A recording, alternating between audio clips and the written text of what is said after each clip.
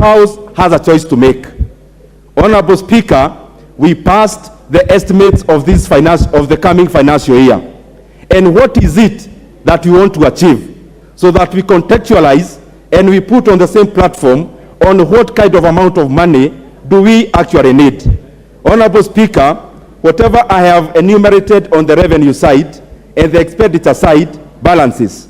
And therefore, any variation on the revenue side has to have a corresponding effect on the expenditure side. Honorable Speaker, out of the 3.679 trillion Kenya shillings, we are spending the same taxes we are collecting, the same revenue we are collecting through the finance side of the budget. Honorable Speaker, 630 billion Kenya shillings is going to the education of the Kenyan children.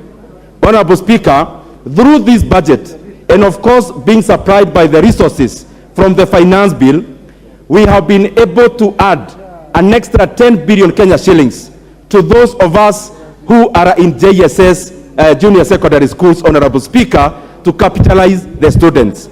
Honorable Speaker, through the same revenue that we are collecting, we have been able to double our help allocation from this exiting year of 15 billion to 30 billion Kenya shillings, Honorable Speaker.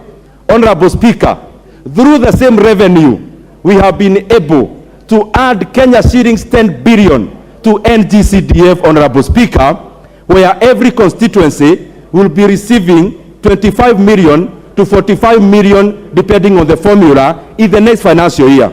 Honorable Speaker, we have been able to add and actually double the amount of money we give to Public Service Commission in terms of hiring interns. Next year, Honorable Speaker, we are going to hire 8,000 interns instead of the 4,000 that we are hired this financial year. Honorable Speaker, we have been able to allocate 249 billion Kenya shillings to our roads. We have been able to give our farmers fertilizer. The question that we must ask as this House, as we debate the finance bill, what is it that we have a problem with in terms of the expenditure? Honorable Speaker, we have to support the revenue side of the budget because, Honorable Speaker, that is where we draw the resources to be able to take our Kenya forward through infrastructure and any other kind of development that you are undertaking. Honorable Speaker, I support 100%. Thank you, Ndindi Nyoro.